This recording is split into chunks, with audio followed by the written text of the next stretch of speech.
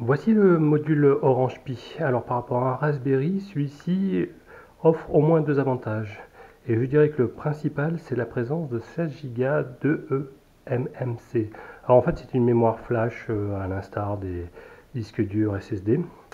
Donc ce qui va permettre en fait d'avoir une plus grande sécurité en termes de, on va dire de capacité de stockage. Parce qu'on va dire le gros bémol des Raspberry, c'est le fait que finalement toutes les données sont stockées sur la micro SD card et celle-ci, après on va dire quelques milliers de lectures-écritures, peut lâcher et donc vous serez obligé à réinstaller tout le système avec le dernier backup en vie. Là, grâce à ce type de mémoire intégrée, 16 Go ici pour ce modèle Orange Pi plus 2E, et ben c'est on va dire suffisant pour avoir à faire tourner Home Assistant. Alors, il offre aussi également 2 Go de mémoire. Ok, et puis la présence de 3 USB, le port Ethernet ici, un DVI, le slot micro SD, par lequel vous allez d'abord préalablement charger le système, comme on va voir par la suite, et puis ça c'est pour brancher un casque, un port micro SD. Attention, ne jamais alimenter la carte par le port USB, contrairement à un Raspberry où ça se passe par là. En fait, pour alimenter le boîtier, vous avez ce genre de jack ici en 2.5, ok, et j'ai pris l'option qui avec dans le bundle, je ne sais plus laquelle, ou qui offre à la fois le boîtier de stockage et un câble USB vers ce jack. Ok, donc la première chose à faire, ça va être d'utiliser une carte micro SD, ici par exemple ici, pendant quelques temps, une 32 Go, dans laquelle on va falloir faire un certain nombre de choses. Et une fois que le système de base ambiant sera installé, ben, il va falloir l'insérer ici. Ok, donc voilà, et démarrer le système. Attention, que malheureusement, on ne peut pas, à l'instar d'un Raspberry, directement charger l'image de Home Assistant pour ce type d'ordinateur. Il va falloir faire un certain nombre d'étapes. C'est pas beaucoup plus compliqué. Alors peut-être un jour l'image sera directement disponible et dans ce cas-là, ben, ça sera une simple installation. Alors, il va falloir installer un certain nombre d'outils. Allons passer maintenant sur l'ordinateur pour voir toute la procédure d'installation d'Home Assistant sur un Orange Pi plus 2E. Donc, bienvenue sur la partie logicielle. En fait, idéalement, pour installer Home Assistant, eh bien, si nous avions eu un device un peu directement compatible, eh bien, on aurait pris une image disponible directement depuis le site qui installe non seulement Home Assistant, mais Asaio. Asaio, c'est le système d'exploitation associé à Home Assistant, en fait, qui est un Docker un peu spécialisé. Et grâce à Asaio, il sera possible d'installer des modules complémentaires pour Home Assistant super facilement par l'ajout depuis l'onglet Asaio. Alors, cette installation de Home Assistant avec Asaio direct, eh bien, elle est accessible que sur un certain nombre de plateformes. Donc, si vous cliquez ici, vous avez la liste des plateformes disponibles et comme vous le voyez, vous avez principalement des Raspberry. Alors, voilà. Et puis, donc, vous avez tous les trucs de Raspberry, puis 5 ici qui sont de Odroid. Et vous voyez ici un Orange Pi Prime. Alors, malheureusement, on ne peut pas l'utiliser, cette image, directement pour notre Pi plus 2E. Parce que le processeur est différent, et puis les entrées-sorties, les GPIO et tout ça sont un peu différents. Donc, le chipset général. Donc, ça ne marche pas. N'essayez pas, ça ne marche pas. Donc, il va falloir utiliser une route un peu transverse, qui est un peu plus longue, mais finalement, c'est pas si compliqué que ça. Donc, pour cela, vous allez devoir installer au moins deux logiciels. Alors là, je suis sur Windows. Vous allez devoir installer Balena Etcher. Donc, Balena Etcher, c'est un petit logiciel qui permet d'aller flasher soit sur clé USB, soit sur une carte micro SD, un système d'exploitation rendant bootable ce dernier. Alors, donc il va falloir une image d'un système d'exploitation. Ici, on va devoir préalablement passer par Ambient. Et puis après, à partir d'Ambient, on va installer Asaio. En complément de Balena Etcher, on va devoir installer un petit client SSH. Putty est très léger, il existe sous Windows. Donc le voici, ok. Donc vous avez le point MSI ici. Vous le téléchargez et vous l'installez. Donc une fois que c'est fait, vous devez télécharger l'image de Armbian. Donc vous allez sur armbian.com et si vous cliquez en haut sur la flèche ici, vous cherchez, vous faites un Google Armbian plus Orange Pi plus 2E, vous allez tomber sur cette page, ok, et notamment vous allez reconnaître votre carte et notamment vous avez deux types de distribution, l'Armbian Bionic et l'Armbian Stretch. Donc vous pouvez télécharger directement ces images, elles sont sous un format compressé avec l'extension .7z, donc vous allez devoir au préalable décompresser cette archive pour récupérer le point IMG. Donc, vous voyez ce que j'ai fait. Donc, j'ai téléchargé cette image ici, qui fait à peu près 200 mégas, 195 pour être plus précis. Et une fois quand vous cliquez bouton droite, et si vous avez un logiciel de décompression style 7-zip, vous pouvez ouvrir l'archive et puis décompresser le fichier image qui est ici, ok, de cette distribution Ubuntu un peu personnalisée pour ARM Core. Donc c'est ce que j'ai fait, j'ai cette image qui pèse après décompression à peu près 913 mégas. Donc je vais lancer Balena Etcher qui est ici, donc vous double-cliquez ici. Je vais au préalable, je vous montre sur la micro SD card sur laquelle je vais l'installer, donc c'est cette 32 Go. Alors une nouvelle version disponible, je skip, mais peu importe. Donc vous mettez votre micro SD card ici dans votre slot. Alors, qu'elle soit formatée ou non, peu importe qu'il y ait des choses dedans ou on s'en fout. OK. Et puis, il la reconnaît directement. Ben, on va quand même devoir sélectionner le fameux point IMG ici. Regardez, hop, je sélectionne le fichier, je fais ouvrir et je flash. Vous voyez, c'est 2 secondes. OK, je fais OK. Et ça va flasher. Et ça va prendre à peu près... vous allez voir, c'est assez rapide, 1 minute à peu près entre l'écriture et la vérification. Donc pour flasher à peu près 900 mégas, c'est pas si mal. Donc ça, c'est la première étape. Et cette première étape, c'est simple. Donc il faut savoir que l'Orange Pi, dans son bout de séquence, va regarder s'il y a une image, un système d'exploitation qui pourrait démarrer depuis la micro SD card. Si ce n'est pas le cas, il va après regarder sur sa mémoire flash, ce qui permet effectivement d'aller flasher des nouveaux systèmes et puis ultérieurement de le transférer sur la mémoire flash. D'accord? Donc là, j'arrive à la fin de la procédure d'écriture. Il va y avoir une petite étape de vérification, pas beaucoup plus longue, ok, ça va assez vite. Et puis après, il va démonter la micro SD card. Et donc, il faudra passer sur l'Orange Pi. Donc vous le voyez, pour l'instant, c'est pas très compliqué et c'est relativement simple. Donc vous démontez votre image et puis vous allez l'insérer sur votre Orange Pi. D'accord? Bon, on va continuer. Alors vous avez votre micro SD card. Vous allez donc au préalablement connecter un câble HDMI, par exemple ici sur mon téléviseur, connecter un câble Ethernet sur votre box, ok, et puis l'alimentation, vous voyez ce câble, je vais l'alimenter depuis ma box internet sur un port USB libre. Il vous faut attention à un port USB capable de délivrer au moins 2 ampères. Donc j'insère un micro SD card, normalement vous allez entendre un petit clic, okay, et voilà le petit clic, et puis je vais insérer le câble USB, et normalement si tout va bien, vous devez avoir une petite lumière verte qui apparaît immédiatement. Alors, si cette lumière n'apparaît pas, c'est que vous essayez par exemple d'installer, je ne sais pas, l'image du Pi Prime directement sur celle-ci et ça ne marche pas, vous n'avez pas cette lumière. Alors, quand ça marche, vous avez cette image qui apparaît et puis c'est en train d'installer l'OS. Donc, il y a un premier reboot et puis voilà, ça commence à installer le système. Voilà. Donc, il commence à lancer tous ses scripts, ok. Et puis à un moment donné, il va essayer de monter le réseau, ainsi de suite, ainsi de suite. Donc, si vous avez bien connecté le câble Ethernet sur votre box en LAN local, il va avoir une attribution d'une IP locale par votre box Internet et du coup, vous allez pouvoir l'attaquer depuis un terminal, votre PC, afin de continuer la configuration. Donc, la procédure va être suivante. On est en train d'installer Armbian.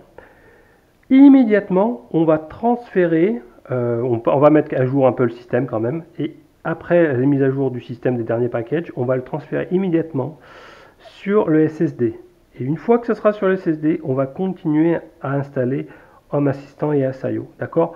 Ne faites pas le cas suivant, c'est-à-dire on installe tout depuis la micro SD card, c'est-à-dire les packages, mise à jour des packages et Home Assistant, puis vous transférez tout à la fin via la commande spécifique sur les SSD cards. Ça plante, d'accord? Donc, on va d'abord installer le système à jour, on transfère sur les 16 Go internes, et puis après, Home Assistant. Donc là, on retourne sur le PC et voir un peu ce qui se passe si l'IP a été monté. Et donc, après, on va s'amuser avec Putty. Allez, retournons sur le PC. Alors, si votre install de l'Orange Pi de la partie Arbian s'est bien déroulé, normalement, sur votre box Internet, vous avez un outil qui permet de monitorer un peu ce qui se passe dans votre réseau local. Donc ici, moi j'ai une vieille B-Box, mais si vous allez dans schéma de réseau, vous voyez apparaître ici, tiens, votre Orange Bi Plus connecté depuis l'Ethernet, ok, qui a cette adresse IP locale en 192.168.1.20. Donc, vous allez devoir l'utiliser pour vous connecter en SSH via Putty dessus. Donc, la première fois, on va exécuter Putty, ok. Et puis, vous allez taper cette adresse IP là que je viens de mentionner, c'est-à-dire 192.168.1.20 en port 22 par défaut. On fait Open. La première fois, il est possible qu'on va vous demander de créer la clé SSH associée. Donc voilà, donc il va falloir accepter en cliquant sur oui. Une fois, vous allez vous loguer sur Orange Pi et l'utilisateur root par défaut, c'est root. Ok. Et le mot de passe, c'est 1, 2, 3, 4. 1, 2, 3, 4. Et là, on se connecte sur la partie sur Arbian. De suite, on va vous demander de changer le mot de passe root. Donc, vous allez d'abord retaper l'ancien, c'est-à-dire 1, 2, 3, 4. 1, 2, 3, 4. Et vous allez entrer le nouveau. Donc là, vous mettez votre préférence. OK. On va vous le redemander. Et à ce moment-là, on va vous demander de créer un utilisateur lambda. Pas besoin d'aller plus loin. Donc pour cela, on va arrêter le script qui est en train d'être déroulé en appuyant sur CTRL-C. Et là, ça va déconnecter Putty automatiquement. Donc j'appuie sur CTRL-C. Voilà. Je vais relancer quand même Putty, parce qu'on a d'autres choses à faire. Alors, hop, je relance Putty. Toujours sur la même adresse IP, 192.168.1.20. Voilà. Et là, je vais me connecter en route avec le mot de passe que je viens de changer. Voilà. Donc, on y arrive. J'ai 52 degrés pour le processeur. C'est un peu chaud, mais ça devrait être bon. Alors, soyez sûr d'avoir quand même une alim suffisante, 2 ampères, 2 ampères 5 sur votre box internet, par exemple. Alors, on va quand même compléter un peu l'installation et mettre à jour un peu les systèmes avec des commandes sudo. Donc, voilà, je vais faire un apt-get update, etc. Donc, normalement, ça va prendre un petit peu de temps.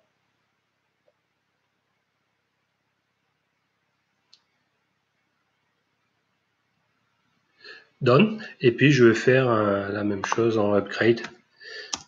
OK. Et puis, il va me faire tout ce qu'il faut. Et voulez-vous continuer? Oui. Et puis là, il va installer tout ce qu'il faut.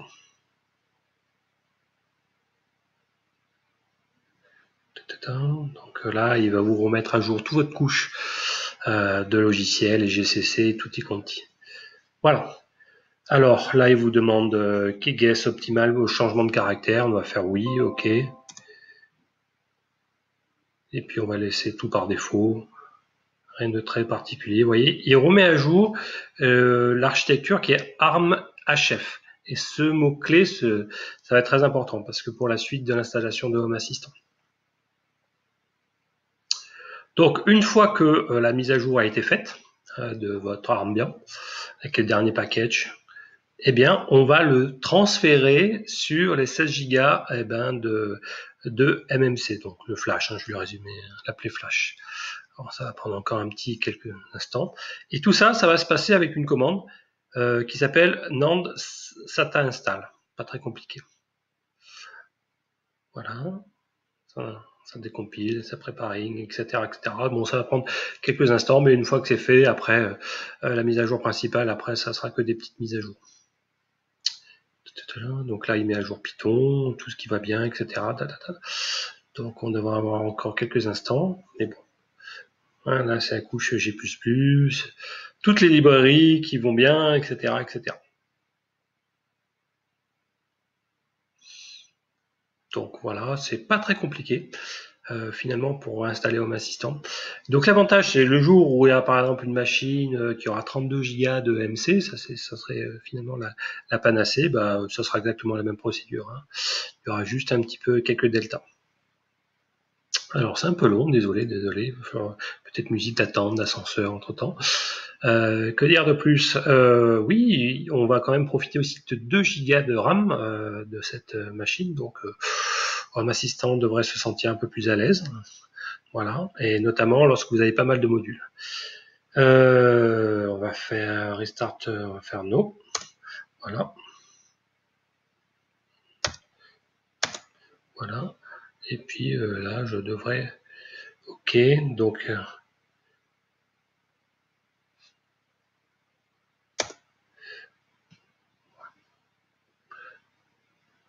Donc là, il refait des changements. Voilà. Tac, tac, tac. C'est vrai, ça prend un petit peu de temps. Donc là, il réécrit les bases de données. Et vous voyez encore une fois l'architecture ARM-HF associée à notre Orange Pi. Voilà. Donc je pense qu'on est sur la fin de l'upgrade. Et nous allons passer à notre fameuse commande ici que j'ai noté. Non, ça t'installe. Donc il faut toujours l'exécuter en route. Bon. Mange pas de pain, voilà, ça redémarre, setting up. Donc il y a pas mal de choses qui sont mises à jour.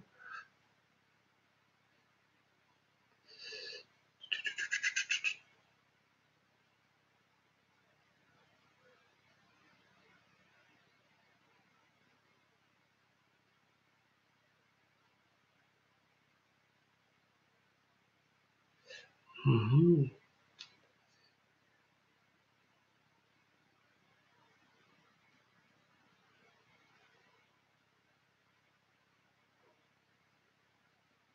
Voilà, nous sommes bons.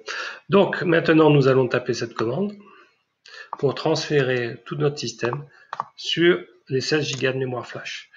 Donc il nous propose soit de booter depuis le MC, c'est ce qu'on veut, ou install, update le bootloader. Donc on choisit la première option, on fait OK. Eh ben oui, il nous avertit que ça va effacer ce qui est actuellement installé, donc on fait oui.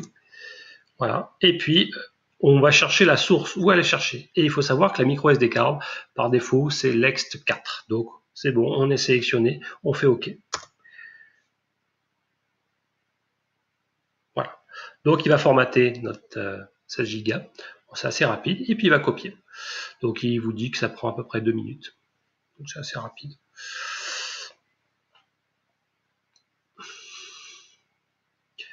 Donc au préalable, j'avais installé Home Assistant au préalable et c'est pendant cette phase de recopie que ça avait craché. Donc c'est pour ça que je vous conseille plutôt d'installer d'abord juste Ambient avec ces dernières mises à jour, de transférer sur les 16 Go et d'installer depuis les 16 Go le Home Assistant. Voilà. Donc une fois qu'on y sera, on y arrive bientôt. Ben on pourra redémarrer notre Orange Pi, mais sans la micro SD card. Almost done. Cleaning up, almost done. Voilà. Il nous dit power off. C'est ce qu'on va faire. OK. Voilà. Donc là, il vient d'éteindre la machine. Donc, je peux le voir. Et donc, qu'est-ce qu'on va faire? Eh ben, je vais retirer la micro SD card et relancer, cette fois-ci, le Orange Pi depuis les 16 Go. Voilà. Donc là, j'ai rebooté, cette fois-ci, en enlevant la micro SD card. Elle est là, ouais. Elle est là. Hop. Donc, je suis sur les 16 Go. C'est super. Donc, et puis vous le voyez là sur mon schéma de réseau, toujours up. Donc on va faire encore un petit coup de PuTTY et on va maintenant lancer l'installation de Asayo. Donc 192.168.1.20 en 22. Alors un conseil également, je vous conseille de bloquer l'adresse IP de votre box, de votre assistant. Donc vous rajoutez des règles dessus. Ok, c'est vraiment conseillé. Alors, je vais me loguer en route avec le nouveau mot de passe. Voilà. Et puis je suis... Ah, il monte à 60 degrés, hein, malgré le petit ventilateur. Bon, enfin, il fait très chaud, on attend une canicule. Pas de ventilateur. Et puis je vais continuer un peu mon install maintenant de Home Assistant. Alors je reprends mon petit fichier. Et puis il va falloir taper un certain nombre de commandes. Les voici. Donc bon, même si je suis root,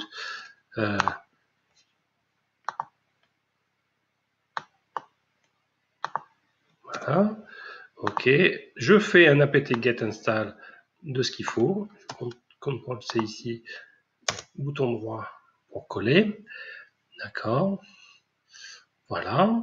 Alors après, je vais faire un apt repository pour Universe. Ok. Tac, tac, tac.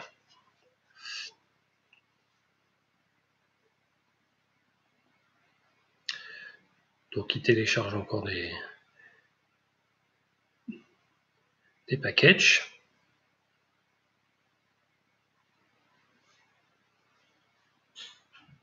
Voilà. Non. Et donc il télécharge encore des packages.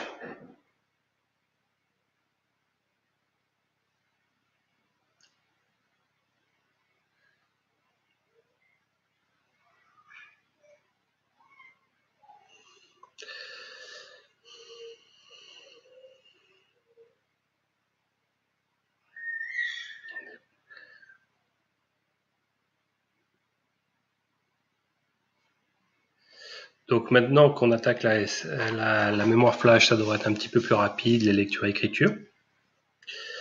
Donc c'est un peu long. Hein. Donc il y a un certain nombre de modules à installer pour Home Assistant. Donc voilà, une fois que c'est fait, on va faire encore un petit coup d'update. Ok. Pas besoin de le faire en sudo, parce qu'on est déjà root en fait. Donc ça c'est relativement rapide l'update. Et puis vous voyez la ligne suivante qui va être faite, ben, c'est tous les modules nécessaires à l'installation de Home Assistant. Alors on a pratiquement fini l'update. Voilà, donc ça va être la grosse ligne qui va installer un peu tous les packages nécessaires. Donc vous voyez, il y a AppMore, Utile, Transport, Avaí, Certificate, Curl, Debus, JK, Manager, SOCAT, etc. Donc on va copier ça, hop, on clique ici, bouton droit, on jette, on valide, et puis c'est parti. Donc il y a un certain nombre de modules à installer. Bon, c'est pas super long.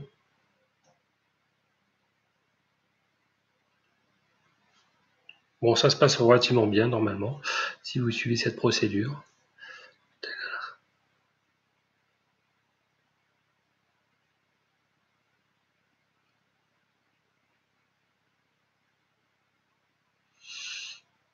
Voilà. Alors, on est là, on va lancer la commande curl qui permet d'installer le Docker SE, donc pour Asaio. Voilà. Donc là, on va installer le Docker par une commande curl, une commande système qui accède à vraiment à tout. Donc ça va prendre un petit moment, je crois, l'installation du Docker. Ouais, ça prend un peu de temps.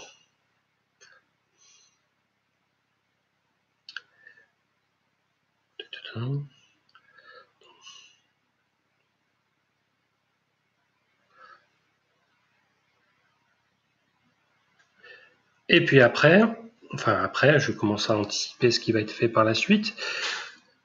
On va aller récupérer la ligne d'install de Asaio. Donc il va être installé dans le Docker, c'est-à-dire dans le conteneur Docker. Donc je rappelle qu'un conteneur, finalement, c'est pas tout à fait une machine virtuelle, puisque on reste sur le système d'exploitation ici, mais du coup on installe que la partie logicielle dans le même système d'exploitation, ce qui permet d'avoir finalement d'utiliser encore les drivers originaux, etc. Donc sans pas d'émulation de drivers, etc. Donc on a toute la puissance de la machine et tout en un environnement assez protégé. Donc c'est assez sympa. c'est très à la mode. Donc on va récupérer le script d'installation de Asaio par une commande wget. Voilà, tchac, je le télécharge, c'est tout petit. Et puis on va juste changer les droits dessus pour être sûr qu'on puisse utiliser. Normalement je suis root, il n'y a pas de souci, donc c'est pas forcément nécessaire. Je fais mon chmod et puis c'est parti. Vous voyez, alors vous voyez, dans cette ligne là, c'est la plus importante, c'est l'installation de Home Assistant. Et ce que vous voyez ici avec l'option M, c'est la target, c'est la plateforme. Donc ici, je sais que j'ai un Orange Pi plus 2E. Donc c'est QM UARM. Ok, donc c'est celle-ci qu'il faudra mettre pour notre Orange Pi. Allez, c'est parti. Donc là, on installe dans le Docker Home Assistant. Ou on installe Asaio, quoi.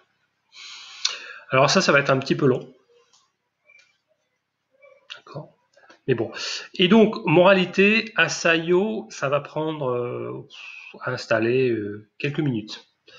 Donc, ça va être long. Voilà. Disons, genre, je sais pas, j'ai en tête une dizaine, 10 minutes, un quart d'heure. Et pour vérifier que c'est en cours d'installation, normalement, okay, si on commence à taper l'adresse IP de Asaio, alors il faut savoir que pour attaquer Home Assistant, c'est au port 8123. Donc on tape l'IP, donc 192, donc on est en 20, ok, 2.8123, ok, si on tape, normalement, pour l'instant c'est pas accessible, c'est en cours d'installation, mais au bout d'un moment ça va répondre, ok, voilà, Run Asaio, donc là c'est en cours. C'est en cours, voilà. Donc ça va prendre un petit moment, on peut faire un refresh, mais vous allez voir à un moment donné que il va vous dire ça va prendre 20 minutes, c'est en cours d'installation. Donc voilà. Donc ne vous inquiétez pas, c'est normal, c'est en train de s'installer sur le Docker tout ça.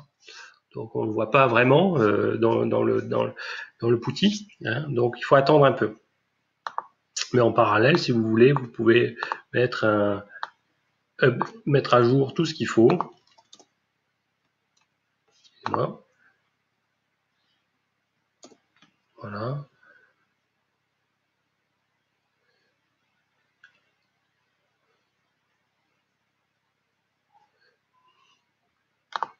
Donc on va voir ce qui se passe au niveau du Docker. Ah, vous voyez, regardez. Donc vous avez commencé à avoir une réponse de l'installation du Docker en disant là je suis en train de préparer Asaio. Donc ça prend un petit moment. Ok. Donc finalement on se retrouve après l'installation, après toutes ces minutes, et puis vous montrer un peu Home Assistant quand il est tout nu, c'est-à-dire sans aucun module, etc. Et puis l'objet de la prochaine vidéo, ça sera finalement l'installation des modules indispensables, il y en a pas mal, qui vont servir au monitoring et puis à l'automatisation en quête de l'autonomie électrique en eau, etc. Donc, allez, à tout de suite. Voilà, donc au bout de 10 minutes, un quart d'heure, vous arrivez enfin sur la page d'accueil de Home Assistant. Il va falloir mettre des noms. Donc je vais mettre un nom d'utilisateur. Alors, moi je vais mettre celui-ci. On va faire pareil. Ok, et je vais mettre mon mot de passe que je confirme. Voilà, et je crée un compte. Tchac. Et puis là, vous l'avez en direct, d'accord. Donc, je vais l'appeler Home parce que je vais la passer de suite en version anglaise. Et vous pouvez, alors, pour par exemple des informations de météo, etc., vous avez besoin d'une localisation de votre domicile. Donc, vous pouvez cliquer sur détecter qui va vous mettre plus ou moins au plus proche du concentrateur réseau de votre qui vous entoure. Donc moi je suis dans le sud-est de la France. Alors, et vous pouvez à tout moment mettre le quartier dans lequel vous êtes. Bon, moi je suis par là, d'accord. Donc vous cliquez par exemple sur un endroit et vous pouvez le mettre à jour quand vous voulez, d'accord. Et puis vous mettez, par exemple, moi je suis un petit peu en hauteur, donc je vais mettre un peu mon altitude. Alors ça va avoir une importance si vous voulez pour les prévisions météo, etc. Donc ça sera super intéressant ou important quand on va essayer d'optimiser, notamment panneaux solaires, etc., etc. Donc mettez bien la bonne altitude, etc. pour avoir des prévisions météo précises. Si vous allez les récupérer d'un module externe, sinon si vous avez une session météo, on le verra par la suite, eh bien ça sera aussi important de le faire. Donc je vais valider les choses. Ok, donc alors attendez, voilà, je fais suivant, voilà, et je fais terminer, et on arrive sur Home Assistant avec l'interface Lovelace. Donc vous voyez, c'est assez spartiate. Alors on dit que c'est machin, ne vous inquiétez pas, c'est ultra puissant. Et donc, si vous cliquez ici, vous avez, on va dire, les principaux panneaux accessibles. Donc vous avez pour l'instant aperçu, c'est finalement tous les onglets, vous n'en avez aucun pour l'instant. Et puis vous avez une carte, donc là où de votre région, un journal des événements, donc pour l'instant comme il n'y a pratiquement aucun capteur, ben, il n'y a pas grand chose. Ok, un historique, voilà, des activités. Le module Asayo, donc là c'est super important. Alors, je vais vous expliquer vite fait en deux mots à quoi faire. Asayo, vous avez un dashboard donc sur lequel va vous afficher tous les modules complémentaires que vous avez déjà installés. Pour l'instant, on n'en a installé aucun. Donc, ok, snapshot, très important. C'est là où vous allez voir ici, sous forme de dashboard, tous les fichiers de sauvegarde, partiels ou complets, que vous avez de votre système. Et on verra qu'un des modules que l'on va installer, c'est un module qui va sauvegarder automatiquement, pourquoi pas toutes les nuits, l'image de votre, faire un backup de votre système, pour être sûr d'avoir au moins de perdre qu'un jour au maximum de données s'il s'avère que votre système a craché, notamment si vous faites ça sur un Raspberry et que votre micro SD card a planté. Alors, ce qui va être intéressant, ça va être la donne. Donc là, vous voyez, je montre vite fait, mais ça sera l'objet à partir des vidéos suivantes. Quelques modules, je dis quelques modules accessibles, et on va installer les principaux qui vont servir à l'automatisation. Enfin, système. Ben, vous voyez un peu la version d'iOS qui tourne. Le hardware, vous pouvez faire un reboot ou complètement éteindre la machine. Et puis, vous avez un système log. Donc, il vous dit finalement qu'est-ce qui s'est bien passé ou pas passé. Donc, vous avez un problème ici sur machin chose. Donc, on va certainement redémarrer un peu les choses pour être sûr. Alors, pour redémarrer, je vais vous montrer vite fait. iOS, vous allez dans configuration, puis général. D'accord. Et puis, vous allez mettre ici redémarrer le serveur. Donc c'est ce que vous allez faire pour être sûr que tout se passe bien.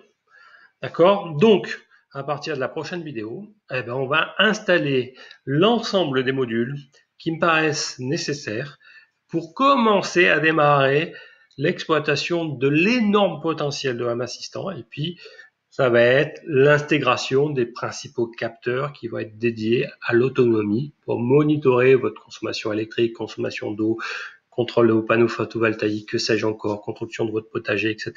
Et puis après, évoluer les choses. Et puis je rentre un peu plus en détail dans la philosophie générale de Home Assistant. N'oubliez pas que vous avez plein de chaînes dédiées à Home Assistant. La plupart en chaîne anglaise, mais si vous avez un petit côté aussi Home Cinéma, je vous conseille la chaîne de Paradis Virtuel. Voilà, donc je vous mettrai un petit onglet par là-haut là, et voilà, super, et qui fait les choses super bien au niveau de Home Assistant. Donc on se voit la prochaine fois.